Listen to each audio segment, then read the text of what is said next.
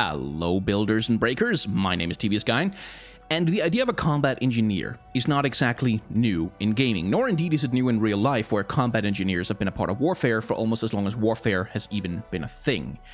And in Overwatch, the role of the combat engineer is perfectly played by Torbjorn, who not only runs around in a welding mask with a giant claw for an arm and a hammer, but who's also patterned after the stereotypical Tolkien-esque fantasy dwarf that is a small, bristly, hairy creature who lives underneath a mountain and forges things on an anvil using hammers and magic and lots of lava and fire and smoke. But as much as Torbjorn might perfectly embody the stereotypical idea of what a combat engineer would look like in a fantasy sci-fi universe like Overwatch, he's not the only combat engineer in the game, and the other one could scarcely be any less like him. So the question I'm going to ask in this video is, what's the deal with Symetra? She's a combat engineer, her kit tells us that much, her abilities tell us that much. She places down turrets, shield walls, teleporters, and shield generators. She is someone who builds useful stuff for her team and puts it on the battlefield, a combat engineer, but her visual design, her character design, her expression is something very, very different. So, first of all, let's take a look at her lore. Essentially, Symetra's lore boils down to the idea that she is a poor kid who's plucked out of poverty and trained to become a hard light architect. Now, hard light is a wonderful sci-fi concept. It's been around for quite a long time, and I'm glad to see it brought up in Overwatch. But the thing that sets her apart from other hard light architects is that, well, it says so in her lore. Satya approached hard light manipulation differently than her peers, with their more procedural, mechanical constructions, instead weaving her constructs in the motions of the traditional dance of her homeland. She's a dancer. So there's three very interesting and disparate concepts going on here. First of all, the combat engineer, the person who builds useful stuff on the battlefield. Second of all, the architect, who is not so much the workman-like, sort of hands-on building materials, fire, smoke, and hammers kind of character, which is what Torbjorn so perfectly embodies, but the visionary who imagines a great building, who designs a great building through imagination and by using their brains. And thirdly, she's a dancer, which is a really interesting way to express that concept. Does it work, though? Well, in order to answer that question, we have to address a little bit of a bugbear in the room. Overwatch is a video game that is, the concept, the whole idea behind it is to take elements of all the cultures and all the different peoples and all the different ethnicities and histories of the world and bring them all together in this glorious melting pot construction, this place where everybody gets to have an avatar and a hero. That's the ideal that Blizzard are striving for.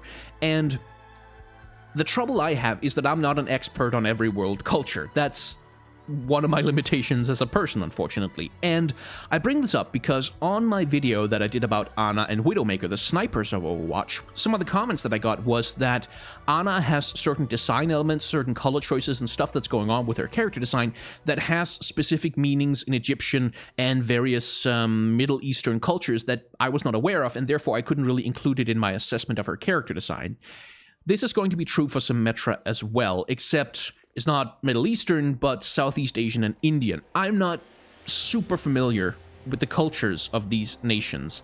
I'm not super familiar with their histories. Like, I know all the British Empire stuff, but the rest of it. So, insofar as her design is meant to evoke references to it, I'm probably going to miss some of them. I might even miss most of them. And if you are an actual Southeast Asian of any kind, or an expert on world cultures, you should feel free to go down into the comments and talk about some of the things that you see in her character design that evokes aspects of Indian and Southeast Asian culture, because I'd be really interested to know. But it's something that I'm going to have to leave out mostly of my analysis because I'm just not competent to talk on it. I don't know enough. So let's talk about the stuff that I can talk about. First of all, the combat engineer part. Like I said, Torbjorn is the perfect embodiment of all of the stereotypes. Like, he uses all of the precedent. He runs around with a hammer. He has a welding mask on. He has a portable forge on his back that spews out fire and flame. He has a giant mechanical claw for an arm. He places down these big, just giant gun turrets. Everything about him could not possibly be more obvious as to what kind of character design he's going for. Symetra, though, how much of this tells you that this character builds things, that this character puts down structures, creates teleporters? there really isn't anything. And that's the trouble with coming up with these new character concept inversions. It's something that also plagued Anna when I talked about her character design, is that even though she is a healer, and even though they do a lot of work in her character design to try and communicate that she's not an aggressive damage dealer, she still runs around with a giant gun. And like, giant guns in video games tend to have like a very specific meaning that means, oh, sniper, she likes to shoot people in the head to kill them. And that's something you're always going to have to overcome. When you're not following precedent, you have to set it. You have to invent a new precedent that other things can then follow and take after. And that's something that Blizzard, I suspect, are definitely trying to do with Symetra. So she can't really avail herself of the history of what combat engineers looks like, so she has to invent her own. And I think there's a couple of different things they're trying to do. First of all, the unusual design of her gun, which looks more like a gun, the portal gun from Portal. In fact, it looks a hell of a lot like the portal gun from Portal, and I think that's an intentional visual reference. I think that's an intentional attempt to tell players who are familiar with video games that this is not a shooty bang bang gun. This is a gun that has a somewhat different function, that's connected to something more high technological than just pure shooty bang bang.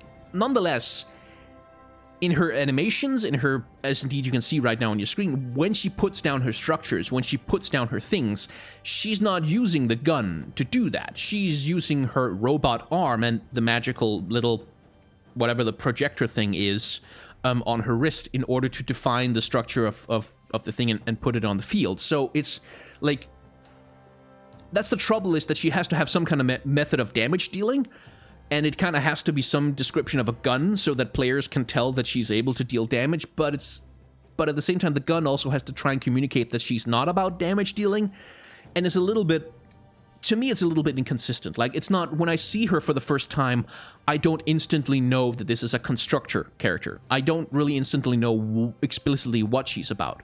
But what they have managed to do is very carefully not make her look like anything else. Like, she doesn't look like an assassin, she doesn't look like an aggressive damage dealer, she doesn't look like a tank, she looks like she is some kind of support character. So, to that extent, I think the design is successful.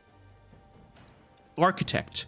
How much does Symetra look like an architect? Again, my conception of what an architect looks like might be different from what an Indian person thinks an architect looks like. Because for me, an architect, the stereotype is some 50-ish-year-old man with graying hair who wears turtlenecks all the time and scarves indoors when there's no reason to. Like, there's a specific image of that comes from my cultural background that I would be hard-pressed to say that Symetra embodies. Nonetheless, there are some things in her character design that hints at it, because the outfit that she wears, the dress, it's a dress. Like, it looks like some kind of formal evening gown. It really doesn't look like a combat outfit. And again, that's part of the effort that Blizzard are making to not make her look like she is a combatant, to not make her look like she is in there for the fight. She looks more like she's wearing some kind of formal outfit. Indeed, with the logos and stuff that's going on it, it looks like it might be the outfit of some kind of company or corporation. She might be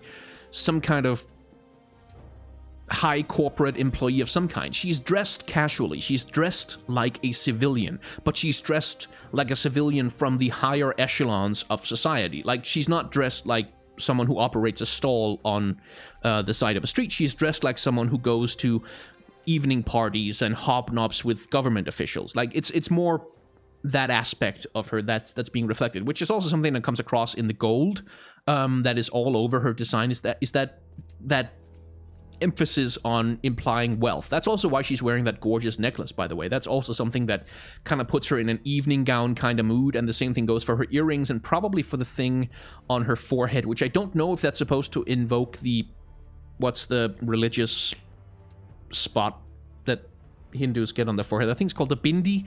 Don't quote me on that, I may be wrong. Like, so all of that, and indeed her high heels. I always have trouble with high heels when it comes, like, because she's running around on El Dorado and all kinds of uneven ground, and she's running, and you've got her in heels. It's like, for me, that's always a little bit of a thing that annoys me, but it makes sense, because it's supposed to embody this idea of high-concept evening gown, futuristic dress wear, essentially, which is all supposed to place her as very much a civilian archetype. And that's, I think, as close as Blizzard get to making her obviously an architect, is that she's obviously some kind of civilian. So in that sense, it works. But the thing I think that works best, that really works about Symetra, is the aspect of being a dancer. And the first and most obvious way that this comes through is legs.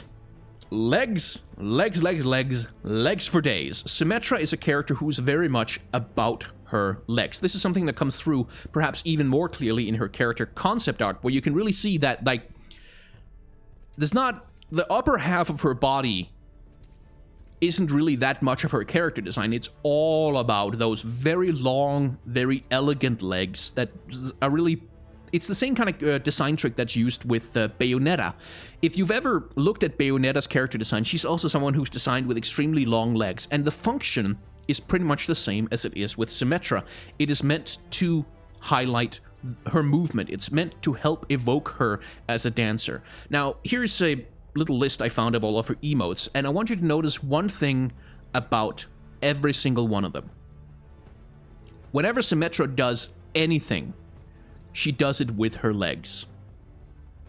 Every time. Every single time. She has her neutral stance, but then when she needs to do something, the part of her that moves by far the most is her lower half. It's her hips, it's her legs that are doing a hell of a lot of work. Even with her snigger emote, you can see that she does like a long move with her frontmost leg in order to get into that upright position. Her ribbon emote from the Olympic Games is all about as well. Like, the ribbon is there, but the star of the show is really what she can do with her legs. And this is something I think that works really well about Symetra. And it's also something that comes across in her in-game animations. And again, if you are patterning a character after a dancer, you kind of have to look at in-game animations, but one of the most obvious things to look at with her is not so much how she moves, but how she looks when she's standing still. Look at that posture, look at that pose. That doesn't really look comfortable, but it looks poised, it looks ready to make complicated movements, and her idle pose is all about her legs, all about that unusual position, all about those exposed thighs, not just in terms of sexualization, which is a whole different kettle of fish, but in terms of just highlighting that as an aspect. It's also something that comes across in her run animation. If you take a look here, when Symetra runs, take a look at what's moving the most. Her upper body isn't doing much. Her arms and her hands aren't really doing much. Even her head isn't moving around that much, but her legs are all in motion. Like, there's just tons of, both with the flipping of the coat, which is a physics object that they maybe could have animated a little bit better, but also just the legs themselves are completely... the expression of her run is all about her legs. And that's something I really like about this Overwatch character design, is that they don't make her a dancer just by having her do all kinds of dance motions all the time. They make her a dancer by highlighting a specific part of her body, by highlighting a specific part of her poise, and then bringing sort of elegant dance-like movements into everything that she does with her emotes. Like, you can see she's always changing the position of her legs, like a dancer who's, you know, transitioning between different dancing poses. And more than anything, it's probably obvious in the flow emote how she's supposed to embody this thing. And that part of her, I think, is really successful. So, Symetra. For me, she's a mixed bag. I don't necessarily think they really managed to communicate the combat engineer part of her. I'm not really sure if they managed to communicate the architect part. Like, they make some good efforts, and I'm not really sure what kind of precedent they could possibly have drawn on, because I don't think there is much. But whether it works or not, I feel mixed. But the part of her that absolutely works is expressing her as a dancer. That works like gangbusters. Anyway, I think that's pretty much all I really have to say about Symetra's character design. She's a really interesting one. She's someone who I kind of had a hard time figuring out exactly what I wanted to say about, because, well, I don't know that much about Indian culture, so I can't really comment on that aspect, but I do know something about trying to create a new archetype out of whole cloth, like create a new aesthetic precedent, and that's a really difficult thing, and it's always interesting to see how people try to take a run at that. Anyway, if you are so inclined, you can support me on Patreon, which is super, super helpful for me because I'm an artist. I don't make a lot of money. So any kind of help and safety, that's really useful for me. And if you do, well, you save up money on Patreon that you can use to buy art commissions for me, or even commission videos from me if you are so inclined. And you get to vote on future topics for videos. Right now, we've got a couple going on related to League of Legends, talking something about the Yordles and the lore retcon that happened a few years ago in League of Legends, about the Institute of War and the League of Legends itself. We've also got one on Overwatch and Fortnite versus COD and PUBG. That is the cartoon aesthetic of a game like Overwatch versus the more realistic aesthetic that has defined the shooter genre for, well over a decade before now. If you're not inclined to support me on Patreon, though, that's 110 billion% completely okay. As always, I'm just happy that any of you do. I'm really, really grateful for that. It's been really, really helpful for me, especially recently when I had to replace, like, my motherboard and processor and upgrade my RAM and all kinds of shit because my computer burnt down. That was a whole thing, and support from my Patreon supporters has been very helpful. Anyway, if you have any comments, leave them down below. If you want to hit the like button, you should feel extremely free to do so. But if you hit the dislike button, I mean, okay, sure. Okay, sure. You can hit the dislike button. I'm just saying it's your funeral. We all know what happens. I'm just saying. Thank you very much for watching.